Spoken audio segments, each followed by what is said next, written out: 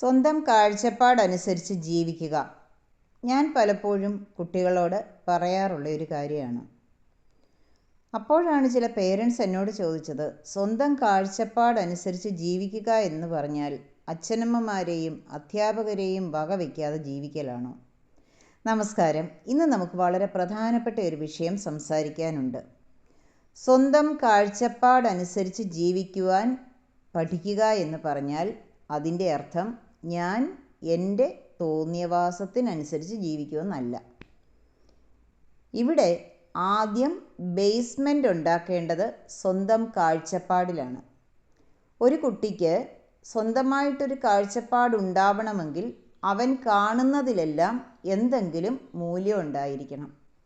അവൻ നിരന്തരം പല കാര്യങ്ങളും മൂല്യമില്ലാത്തത് കാണുമ്പോൾ അതാണ് ശരിയെന്ന് തെറ്റിദ്ധരിച്ചു പോകും. അങ്ങനെ തെറ്റിദ്ധരിക്കുകയാണ് എങ്കിൽ ബാല്യം മുതൽ കിട്ടിക്കൊണ്ടിരിക്കുന്ന എല്ലാ കാര്യങ്ങളും കുട്ടിയുടെ സ്വതസിദ്ധമായ വളർച്ചയ്ക്ക് തടസ്സം നിൽക്കുന്ന കാര്യങ്ങളായിരിക്കും. അവിടെയാണ് സ്വന്തം കാഴ്ചപ്പാട് രൂപീകരിക്കുവാനായി ഓരോ കുട്ടികളെയും നമ്മൾ അച്ഛനമ്മമാർ എങ്ങനെ പ്രാപ്തരാക്കണം എന്ന ചോദ്യം എത്തുന്നത്. അച്ഛനമ്മമാർ പലപ്പോഴും ഭയപ്പെടാറുണ്ട് കുട്ടി തർക്കുത്തരം പറഞ്ഞാൽ. അതെ, ഞങ്ങൾ അധ്യാപകരും ഭയന്നു നിൽക്കാറുണ്ട്, ഈ കുട്ടി എന്താ ഇങ്ങനെ സംസാരിക്കുന്നത്? പക്ഷേ നമ്മുടെ സ്കൂളുകളിലോ നമ്മുടെ വീടുകളിലോ ആരും ആരെയും ഈ ഒരു വിഷയം സിലബസിൻ്റെ ഭാഗമാക്കി പഠിപ്പിച്ചിട്ടില്ല. നിങ്ങളാരെങ്കിലും പഠിച്ചിട്ടുണ്ടോ? നിങ്ങളുടെ ആരുടെയെങ്കിലും സിലബസിൽ ഒരു കുട്ടി ഏത് കാഴ്ചപ്പാടോടെ വളരണമെന്ന് നിങ്ങളാരെങ്കിലും സിലബസിൽ പഠിച്ചിട്ടുണ്ടോ? നമ്മൾ പറയും കാലമാണ് കാര്യങ്ങൾ പഠിപ്പിക്കുന്നത്, അനുഭവങ്ങളാണ് നമുക്ക് കാര്യങ്ങൾ പറഞ്ഞു തരുന്നത്, വീട്ടിൽ നിന്ന് കാണുന്ന കാര്യങ്ങളാണ്, സമൂഹത്തിൽ കുഞ്ഞുങ്ങൾ കൂട്ടുകാരിൽ നിന്ന് കണ്ടെത്തുന്ന കാര്യങ്ങളാണ്, സമൂഹം കാണിച്ചു കൂട്ടുന്ന കാര്യങ്ങളാണ്, സോഷ്യൽ മീഡിയ പറയുന്നതാണ്. ഇങ്ങനെ ഓരോ കാര്യങ്ങൾക്കും നമ്മൾ എക്സ്ക്യൂസ് കണ്ടെത്തുമ്പോൾ നമ്മൾ സ്വയം ഒന്ന് ചിന്തിക്കേണ്ടതുണ്ട്. കുട്ടിയിൽ കൃത്യമായ കാഴ്ചപ്പാട് വളരാൻ വേണ്ടി നമ്മൾ എന്തു ചെയ്തു? എങ്ങനെയാണ് ഒരു കുട്ടിയിൽ കാഴ്ചപ്പാടുകൾ വളർത്തേണ്ടത്? ആദ്യത്തെ കാഴ്ചപ്പാട് എന്താണെന്ന് വെച്ചാൽ കുട്ടിക്ക് സ്വന്തം ജീവിതത്തിൻ്റെ ഉത്തരവാദിത്വം ഏറ്റെടുത്ത് ജീവിക്കുക എന്നുള്ളത് തന്നെയാണ്. രണ്ടാമത്തെ കാര്യം, അതിനുള്ള ബേസ്മെൻ്റാണ് മറ്റുള്ളവർ, പ്രത്യേകിച്ചും അച്ഛനമ്മമാർ സ്വന്തം ജീവിതത്തിൻ്റെ ഉത്തരവാദിത്തം ഏറ്റെടുത്ത് ജീവിക്കുന്നത് കുട്ടി കാണുക എന്നുള്ളത്. 3, കുടുംബത്തിലെ മുതിർന്ന ആളുകൾ സ്വന്തം ജീവിതത്തിൻ്റെ കാഴ്ചപ്പാടുകൾ ഷെയർ ചെയ്യുന്നത് കാണണം കുട്ടികൾ. ഇതെല്ലാം ശാന്തമായി ഇരുന്ന് കേട്ടുകൊണ്ട് എനിക്കും ഇങ്ങനെ ചില അഭിപ്രായങ്ങളുണ്ട് ഈ ഒരു കാര്യത്തിലെന്ന് പറയാൻ കുട്ടിക്കൊരു 12 വയസ്സ് 13 വയസ്സൊക്കെ ആകുമ്പോൾ സാധിക്കുമ്പോഴാണ് കുട്ടി മെല്ലെ മെല്ലെ കുട്ടിയുടെ കാഴ്ചപ്പാടുകൾ എന്താണെന്ന് ഉള്ളിൽ തേടുന്നത്. ആ തേടലിൻ്റെ ബേസ്മെൻ്റ് എന്ന് പറയുന്നത് കുട്ടി 8 വയസ്സ് വരെ കണ്ടും കേട്ടും വളരുന്ന കാര്യങ്ങളാണ്. ശരിക്കും സ്വന്തം ജീവിതത്തിന് ഉത്തരവാദിത്തം ഏറ്റെടുത്ത് ഒരു തീരുമാനമെടുക്കാൻ ഒരു വ്യക്തിക്ക് സാധിച്ചില്ല എങ്കിൽ ഓരോ പ്രതിസന്ധികൾ വരുമ്പോഴും പതറും. പെട്ടെന്ന് ബൗൺസ് ബാക്ക് ചെയ്ത് വരാനായിട്ട് പറ്റിയെന്നിരിക്കില്ല. മറ്റൊരു സ്ഥാപനത്തിൽ ചെന്ന് അല്ലെങ്കിൽ ഒരു പുതിയതായിട്ടൊരു ഇൻസ്റ്റിറ്റ്യൂഷനിൽ ചെന്ന് അവിടെ ഒരു റാഗിങ് നടക്കുകയാണെങ്കിൽ കുട്ടി ഭയന്നായിരിക്കും അവിടെ നിൽക്കുക. നമ്മളെപ്പോഴും റാഗ് ചെയ്തയാളെ കുറ്റപ്പെടുത്തുമെങ്കിലും അതിനപ്പുറം എന്നെ മറ്റൊരാൾ താഴ്ത്തിക്കെട്ടാൻ ഞാൻ അനുവദിക്കില്ല എന്ന ഒരു മൈൻഡ് സെറ്റ് ഒരു കുഞ്ഞിന് 16-17 വയസ്സാവുമ്പോഴേക്കും രൂപീകരിക്കാൻ സാധിച്ചാൽ അത് വലിയ വിജയം തന്നെയാണ്. അച്ഛനമ്മമാർ ജീവിതത്തിലെ ആദ്യത്തെ ഗുരുക്കന്മാരാണ്, അതിന് യാതൊരു സംശയവുമില്ല. കുഞ്ഞ് നടക്കാൻ പഠിക്കുമ്പോൾ കൈ പിടിച്ച് നിർത്തിയതും അവർ തന്നെയാണ്. വീഴുമ്പോൾ എടുത്തുയർത്തുന്നതും ചേർത്ത് പിടിച്ച് വീണ്ടും നടത്തുന്നതും അവരാണ്. അവരുടെ പല നിർദ്ദേശങ്ങളും സ്നേഹത്തിൽ നിന്നാണ് വരുന്നത്. ചിലപ്പോൾ ഭയത്തിൽ നിന്നായിരിക്കും, എൻ്റെ കുട്ടിക്ക് എന്തെങ്കിലും പറ്റരുത് എന്ന കരുതലിൽ നിന്നായിരിക്കും. അധ്യാപകരും അങ്ങനെ തന്നെയാണ്. അവരുടെ സ്കൂളിലെ ഓരോ കുട്ടിയും അവർക്ക് വളരെ പ്രധാനമാണ്. അവർ പാഠങ്ങൾ മാത്രം പഠിപ്പിക്കുന്നവരല്ല. പലപ്പോഴും നമ്മൾ അധ്യാപകരെ തെറ്റിദ്ധരിച്ചു പോകാറുണ്ട്. ഒരു ടീച്ചർ വഴക്ക് പറഞ്ഞാൽ കുട്ടി ആ വഴക്കിനെ വഴക്കായിട്ട് കണക്കാക്കി, അല്ലാതെ എന്നെ തിരുത്താനാണ് ടീച്ചർ പറയുന്നതെന്ന് കാണാതെ കണ്ട് പോകുന്ന ഒരുപാട് അവസരങ്ങളും ഉണ്ടാവും. പക്ഷേ ജീവിതത്തിൽ എങ്ങനെ ചിന്തിക്കണം? എൻ്റെ ജീവിതത്തിൽ ഞാൻ എന്ത് ചിന്തിക്കണം? എൻ്റെ ജീവിതം എന്താണ്? എങ്ങനെ ഞാൻ പഠിക്കണം? എങ്ങനെ എൻ്റെ ഓരോ ദിവസത്തെയും ഓരോ സ്റ്റെപ്പും മുന്നോട്ട് കൊണ്ടുപോകണം എന്ന് ഒരു കുട്ടി തിരിച്ചറിയുന്നത് അധ്യാപകരുടെയും മാതാപിതാക്കളുടെയും മറ്റു മുതിർന്നവരുടെയും തിരുത്തലുകൾ കൊണ്ടാണ്. അത് മുതിർന്നവർക്ക് അവരുടെ ജീവിതാനുഭവങ്ങളിൽ നിന്ന് കിട്ടിയ പാഠങ്ങളിൽ നിന്ന് വരുന്നതുമാണ്.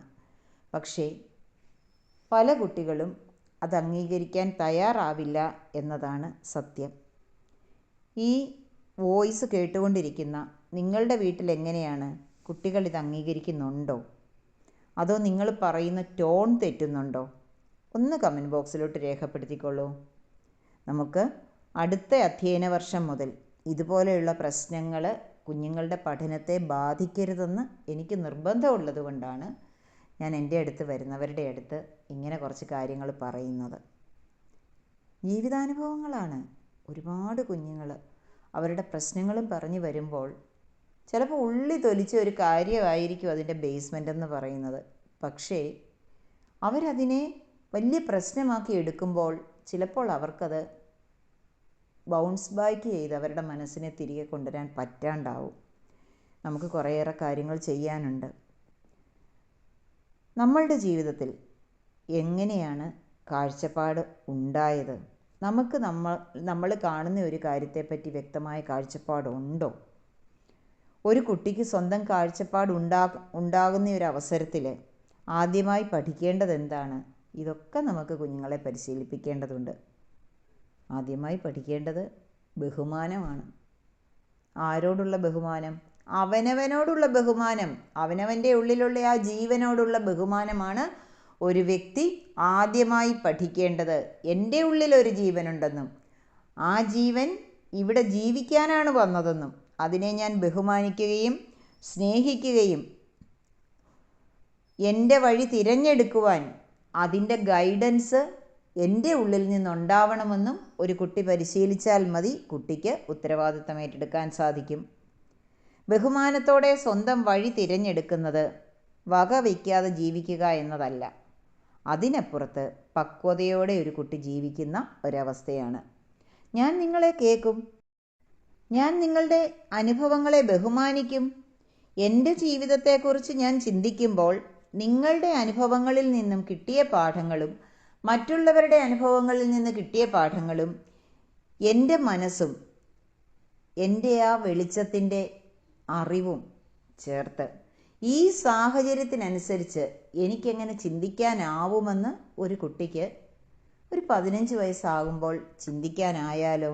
കുട്ടി മച്ചുറായി എന്നർത്ഥം. അത് ഈഗോ അല്ല കേട്ടോ. സ്വന്തം കാഴ്ചപ്പാടെന്ന് പറയുന്നത് റിബലിയൻ അല്ല. സ്വന്തം കാഴ്ചപ്പാട് എന്നത് എനിക്ക് മാത്രം ശരിയെന്ന പിടിവാശിയുമല്ല. ഉള്ളിലെ ബോധം ഉപയോഗിച്ച് ഒരു വ്യക്തി സ്വന്തം ജീവിതത്തെ കാണാൻ പഠിക്കുന്നതാണ് കാഴ്ചപ്പാട്. എനിക്ക് പരിചയമുള്ള ഒരു കുട്ടി, ആ കുട്ടി ഇന്ന് പ്രശസ്തനായ ഒരു ഡ്രോയിങ് മാസ്റ്ററാണ്. കേരളത്തിലെ അറിയപ്പെടുന്ന ഒരാളാണ്. വീട്ടിലെല്ലാവരും ഇതൊരു ഹോബിയായി എടുത്താൽ മതിയെന്ന് പറയുമ്പോൾ കുട്ടി സങ്കടപ്പെട്ടു. കോളേജിൽ ചെന്നപ്പോൾ റെക്കോർഡിൻ്റെ പുറകിൽ ആ കുട്ടി ഒരു ചിത്രം വരച്ചിരുന്നു. കുട്ടിയുടെ ആവേശം മൂത്ത് വരച്ചു പോയതാ കേട്ടോ. അധ്യാപകൻ ആ ബുക്ക് വലിച്ചെറിഞ്ഞു. പക്ഷേ ഇന്ന് ആ കോളേജിൽ ഡ്രോയിങ്ങിനെ കുറിച്ച് ക്ലാസ് എടുക്കാൻ ആ കുട്ടിക്ക് പോകാൻ സാധിച്ചു. നമ്മൾ പലപ്പോഴും പല കാര്യങ്ങളും എതിർത്തുകൊണ്ടേയിരിക്കും. പക്ഷേ നമുക്കൊന്ന് കുട്ടിയെ കേൾക്കാം, അല്ലേ? കുട്ടിയെ മാത്രമല്ല, അച്ഛനമ്മമാരെ കേൾക്കാനും മക്കൾക്കാവണം. അതായത് പരസ്പര ബഹുമാനത്തോടെ നമുക്ക് കുഞ്ഞുങ്ങൾക്കും അച്ഛനമ്മമാർക്കും ഓരോ ദിവസവും മുന്നോട്ട് പോകേണ്ടതുണ്ട്. ഇതുതന്നെയാണ് സ്വന്തം കാഴ്ചപ്പാട്. ഞാനിവിടെ ജീവിക്കാൻ വന്നത് ഈ വീട്ടിലാണെന്നും ഈ വീട്ടിൽ ഒരുപാട് സന്തോഷം നിലനിർത്തണമെങ്കിൽ ഞാനും എൻ്റെ മക്കളും സന്തോഷത്തോടെ ജീവിക്കണമെങ്കിൽ എന്ത് കാഴ്ചപ്പാടാണ്, എന്ത് നിലപാടാണ് എടുക്കേണ്ടതെന്ന് അച്ഛനമ്മമാരും തിരിച്ച് എൻ്റെ കുടുംബം, എൻ്റെ സന്തോഷം, ഇതൊക്കെ മക്കളും മനസ്സിലാക്കുന്ന ഒരവസ്ഥയുണ്ടെങ്കിൽ നമുക്കെപ്പോഴും പറയാൻ പറ്റും നമ്മുടെ കുട്ടി വളരെ മുതിർന്ന രീതിയിലാണ് ചിന്തിക്കാൻ തുടങ്ങിയതെന്ന്. ഇതാണ് നമ്മൾ ഓരോ കുഞ്ഞുങ്ങളെയും പരിശീലിപ്പിക്കേണ്ടതും ബാല്യം തുടങ്ങി.